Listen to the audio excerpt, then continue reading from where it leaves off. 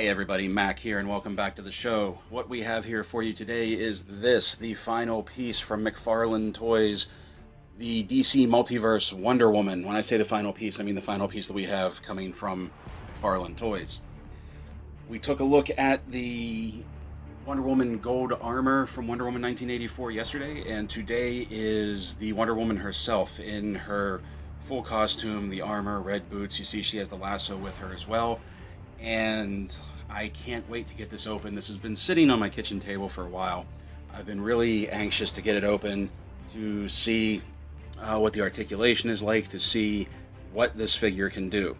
So, just like yesterday's box, we're not going to dwell on it too much, but it's a very clean, very neat box. All of the McFarlane toys are like this. I really like this. There's not a lot of graphics to draw your attention away from the figure. The figure pretty much speaks for itself and takes up the entirety of the open window. Also, the camera again. Also, just like with McFarlane Toys, well, like anything from McFarlane Toys, the window goes along up to the top so that light can come down through the box and illuminate the figure inside. Because McFarlane, being a collector and a big geek himself, he knows that a lot of people will probably prefer to just buy this and put it on their shelf and display it on the box. So this lets light get down in there so you can see. There's a wraparound window on this side. Over here, we have Wonder Woman 1984. On the back, just like with yesterday's, we have this image of Gal Gadot from the movie. Sorry, I don't know what happened there. Just trying to hold in a cough. We have this image of Gal Gadot from the movie.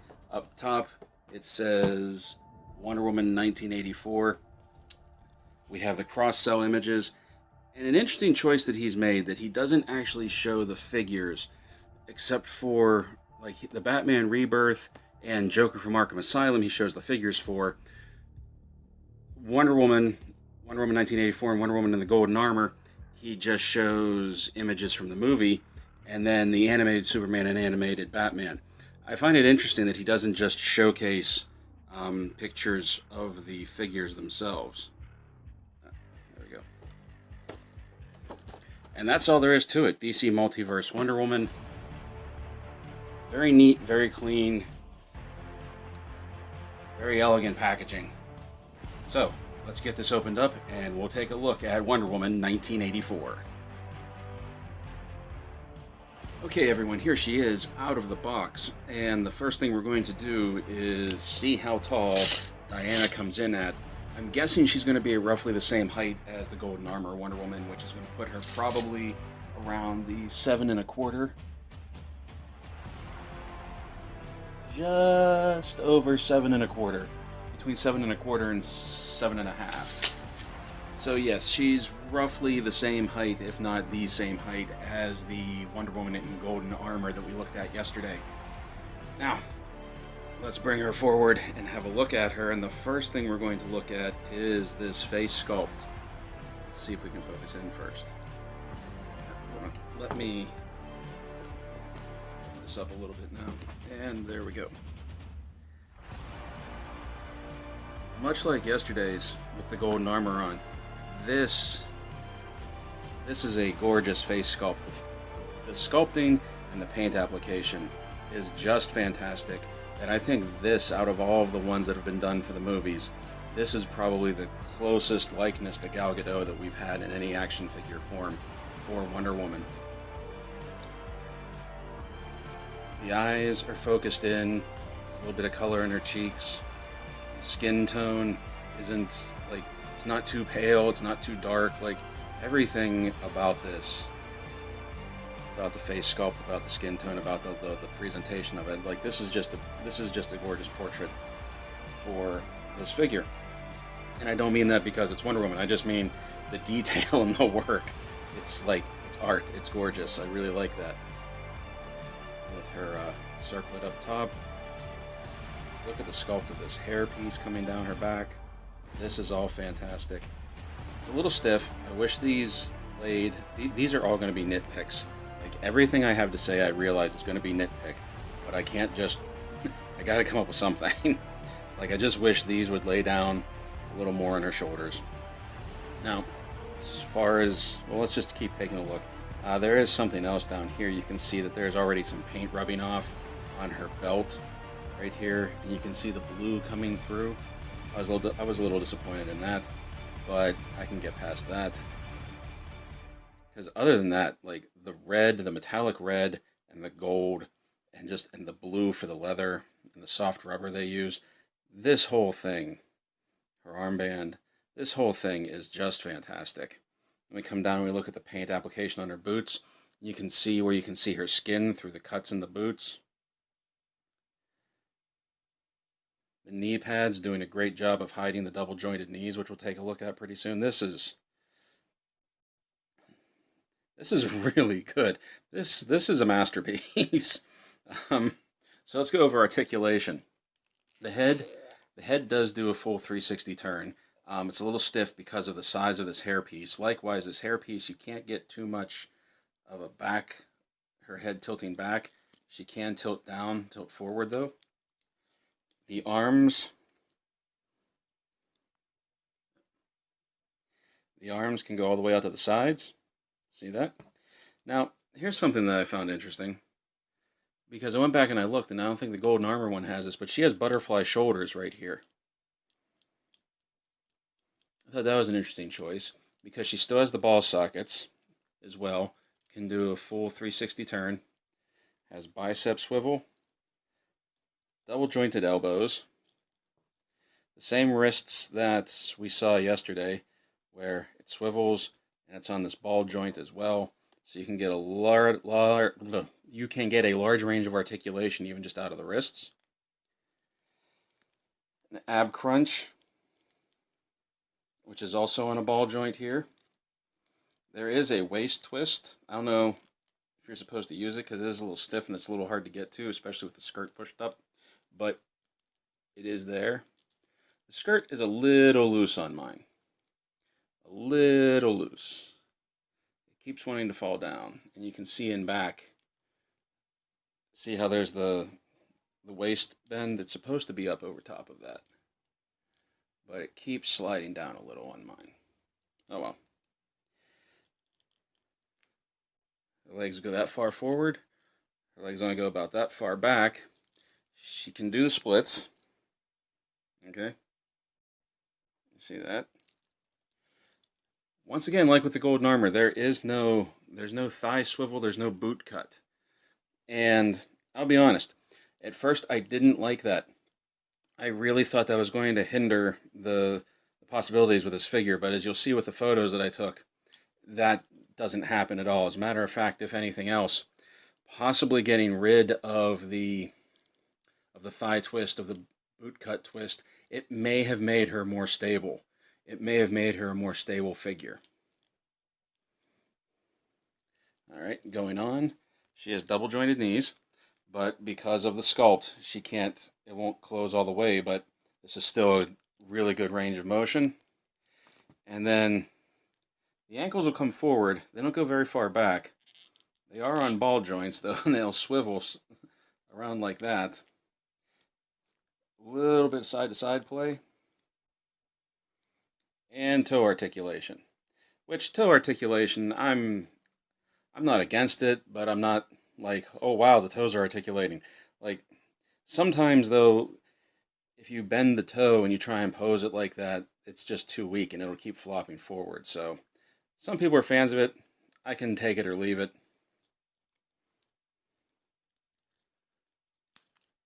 All in all, I'm really, really liking this figure. If for no other reason, the sculpt and the paint app on its own just make this fantastic, as you'll see in some of the photos that I took. Minor complaints, like I said, little bit of paint rub on her belt, and I can't get this skirt to stay positioned right on her. Not entirely sure why.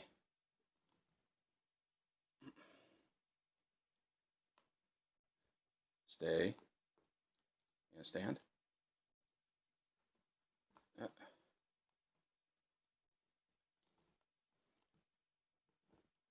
She was doing such a good job.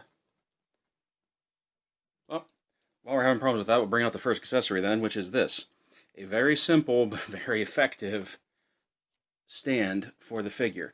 Now, the one that came with golden armor you saw was a flight stand. This is not. This is just a basic black disc stand.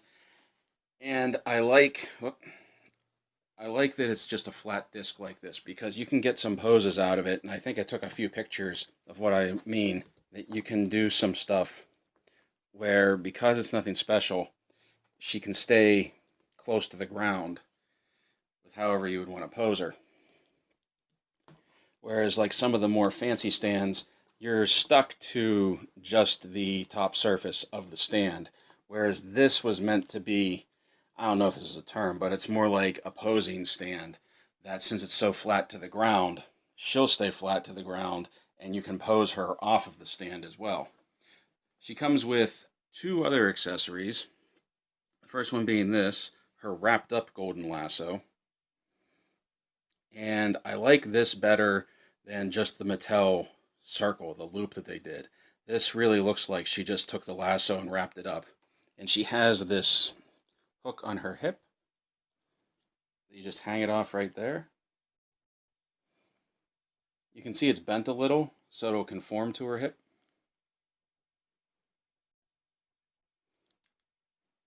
And then that's it. And then another, and then that's it. And then another accessory that she comes with is this.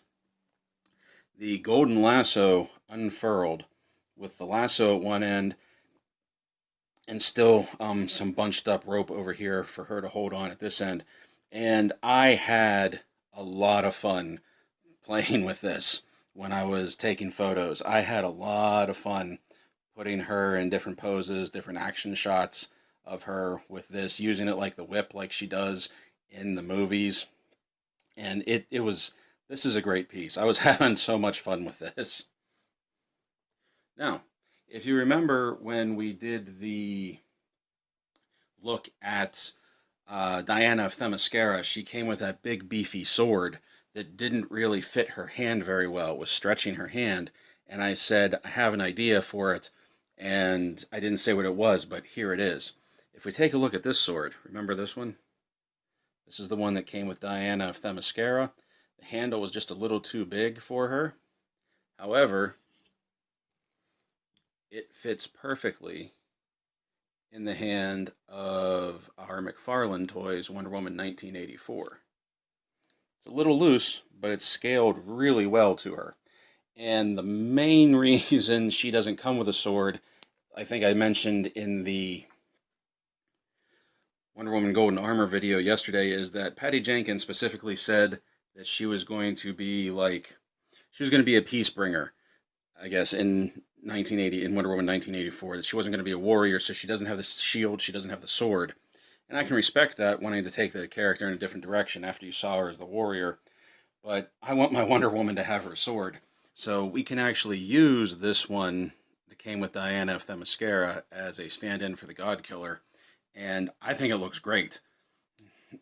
She's probably a full inch taller than the figure, just to give you an idea of how big the sword is. Let me try that again. She's a full inch taller than the figure that the sword came with, so that should just give you an idea of how big this actually was for the figure, and I think it looks great on her. And just to get an idea of how she stacks up with some of the other figures, you can see her here with Queen Hippolyta from the Mattel DC Multiverse line, the Cheetah from the DC Essentials, DC Collectibles line, and the Collect and Connect Build-A-Figure of Ares from the Mattel line. And she stacks up well with Ares. She really does. Cheetah, I wish, was a little bit taller so that she was more in scale with this version of Wonder Woman, because, like I said, this may be my favorite Wonder Woman, but this is definitely my favorite Cheetah. And I'm hoping at some point maybe McFarlane will make a Cheetah action figure. Maybe after the reveal of Cheetah from the movie we'll get it.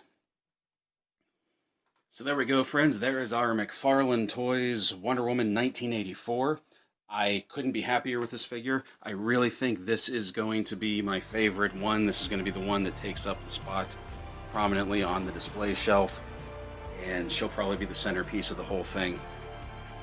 I was really hoping to get the Spin Masters, the 12-inch tall Wonder Woman figure that was supposed to be coming out this month, but it didn't seem to make its release. I had it pre-ordered. It still hasn't even shipped yet, and it was supposed to come out this month. They might have pushed it back for the movie. We'll have to wait and see. And I did want to get to the Wonder Woman versus Cheetah set from Lego. Unfortunately, that's not going to hit the end of the month. I got a little backed up today. You know, life. The grass needed cut. I needed to do some stuff today, and I just couldn't get the final videos out. But I did want to put this one out because I really, really like this figure. And if you can find one, if you can get it, and you're a fan of Wonder Woman, or you're just a fan of collecting action figures, I definitely say pick this up. I thought the having no thigh twist was going to be an issue, but it really isn't. It's really just going to makes her more sturdy. I'm convinced of that. So I hope you enjoyed this. I will be bringing out the Wonder Woman vs. Cheetah Lego set. It will probably be tomorrow, though, not today. So we will have, even though May is over, we will have one more episode of Wonder May for you before it's all said and done. Hope you come back and watch it. Hope you enjoyed this look at Wonder Woman 1984 from McFarlane Toys. Play well, everyone. Stay safe, stay healthy, and as always, thank you for watching.